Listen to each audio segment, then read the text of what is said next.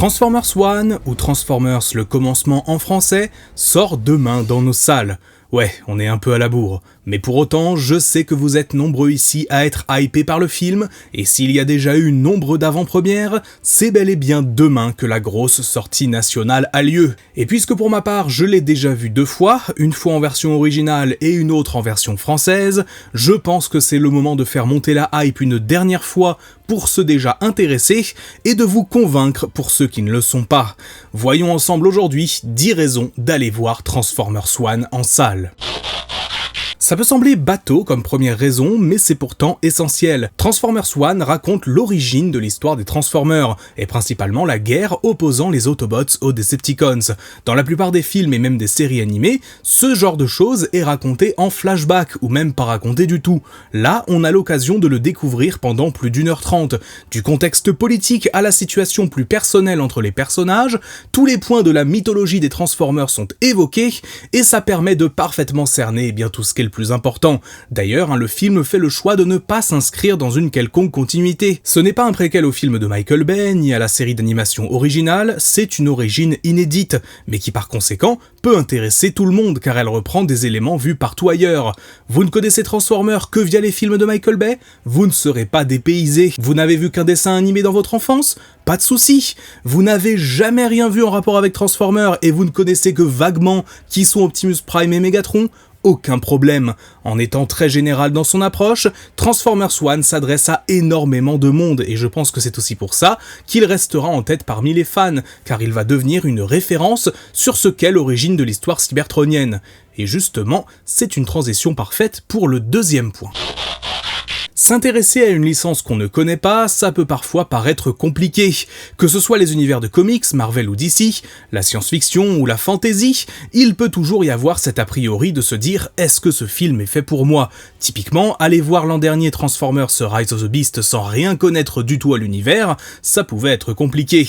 Transformers One ne fait pas cette erreur, car ça a beau être un préquel de l'univers, c'est avant tout un nouveau démarrage et une nouvelle histoire. Par conséquent, il peut donc s'agir d'une porte d'entrée parfaite pour tout néophyte. Au-delà des principaux personnages, les éléments de lore essentiels sont présents, de même que les enjeux, qu'ils soient d'ampleur planétaire ou plus personnels pour nos héros. Tout est expliqué, et jamais on ne suppose que vous ayez une quelconque connaissance sur la licence pour être pris dedans. C'est aussi pour cela qu'à mon humble avis, Transformers One s'inscrit comme l'un des 3 films Transformers qu'on peut regarder sans rien y connaître, avec le premier film de Michael Bay et Bumblebee. Donc si vous avez envie d'y aller avec des amis, de la famille et qu'ils vous disent qu'ils n'y connaissent rien, justement ça peut être l'occasion de s'y intéresser. À moins d'avoir une aversion complète et viscérale pour le concept de Transformers, que je peux comprendre, Transformers One plaira à n'importe qui, aussi bien fan que non fan. Sur le plan purement technique, Transformers One est également une grande nouveauté. Bon déjà, c'est un film d'animation, et le premier film d'animation en 3D de la licence à être diffusé au cinéma.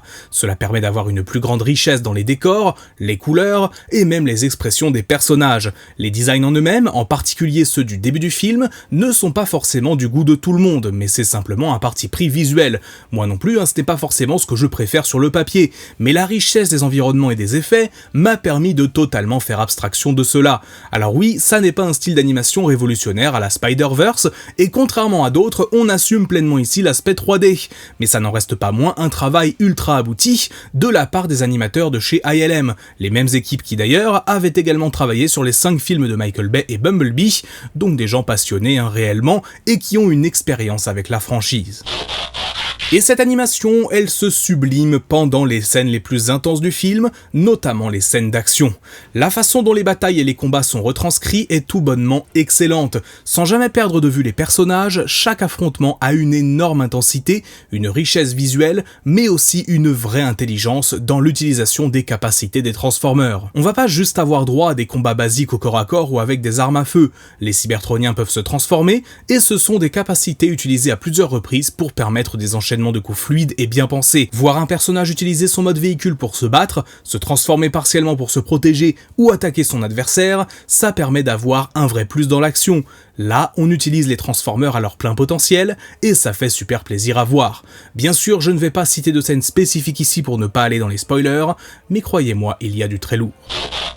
J'ai parlé précédemment du fait que Transformers One était une excellente porte d'entrée pour les personnes ne connaissant rien à l'univers, mais les fans ne sont pas en reste. Si vous connaissez Transformers, vous allez choper des tas de petites références à droite à gauche, que ce soit les personnages de background, les thèmes musicaux, certains éléments de lore ou même des dialogues. Sans pour autant être un festival de fanservice, Transformers One sait qu'en mettre des petites références. Un point qui fait aussi très plaisir, c'est qu'on a un véritable respect pour l'ensemble de la franchise. Le film référence la G1, Beast Wars, la trilogie d'Unicron, les films, les comics, Transformers Prime, bref, comme dit plus tôt, elle incorpore plusieurs éléments tirés des différentes continuités pour proposer du neuf. D'ailleurs, on a aussi des nouveautés, des choses qu'on n'avait jamais vues auparavant, permettant aussi à Transformers One d'avoir sa propre identité justement.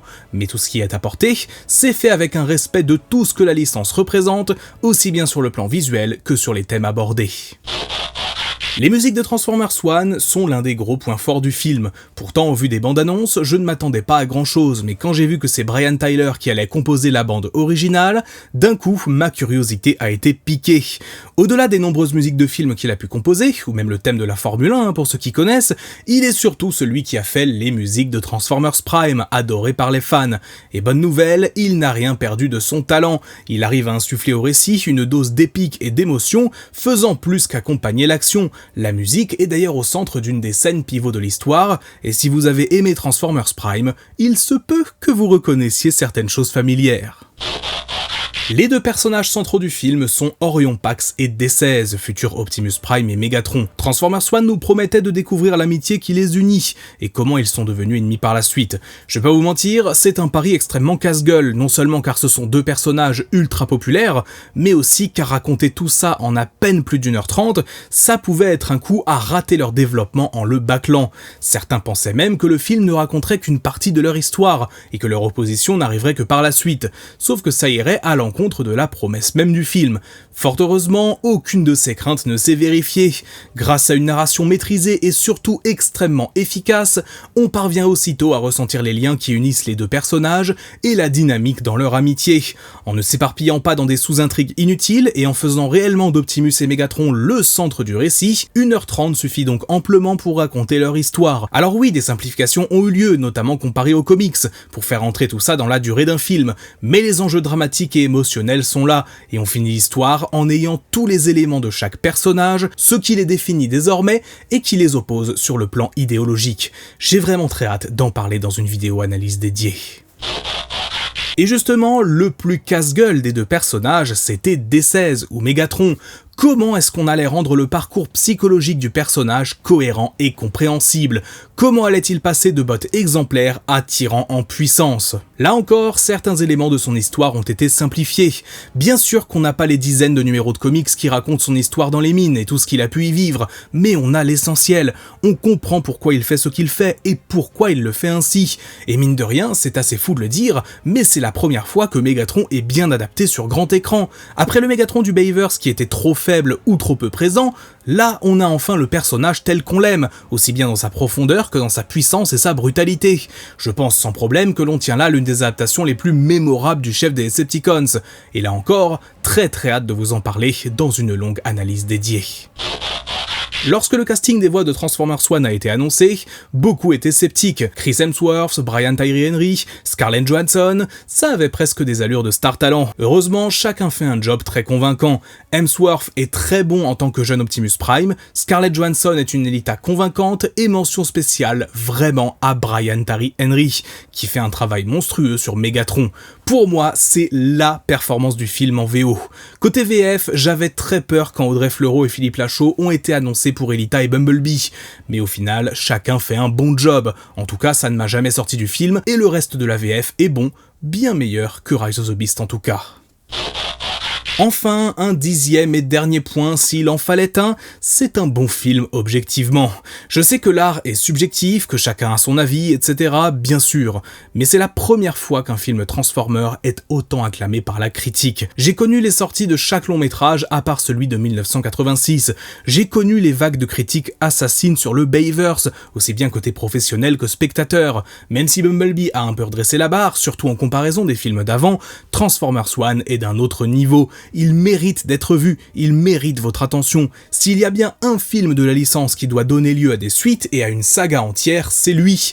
Et pourtant, ses résultats au box-office sont très timides, pour ne pas dire décevants, alors que tout le monde s'accorde à dire qu'il est bon. Bien sûr, ce n'est pas juste nous Français qui allons rapporter 100 millions de plus à Transformers One, et je sais que je n'ai qu'une influence limitée, sans parler du fait qu'on est tous entre fans ici. Donc je pense que vous aviez dans tous les cas prévu d'aller le voir. Mais je voulais faire cette vidéo pour dire pourquoi, selon moi, ce film mérite de fonctionner et de donner naissance à des suites. Actuellement, à l'heure où j'écris ces lignes, on ne sait pas encore ce que Paramount va faire, et tout ce qu'on peut faire d'ici là, c'est encourager Transformers One et en profiter tant qu'il est en salle, car il mérite d'être vu sur grand écran. Voilà pour cette petite vidéo, j'espère qu'elle vous aura plu. Si c'est le cas, laissez-moi un petit pouce bleu et donnez-moi votre avis en commentaire. Et en attendant, portez-vous bien, c'était Magnus, ciao!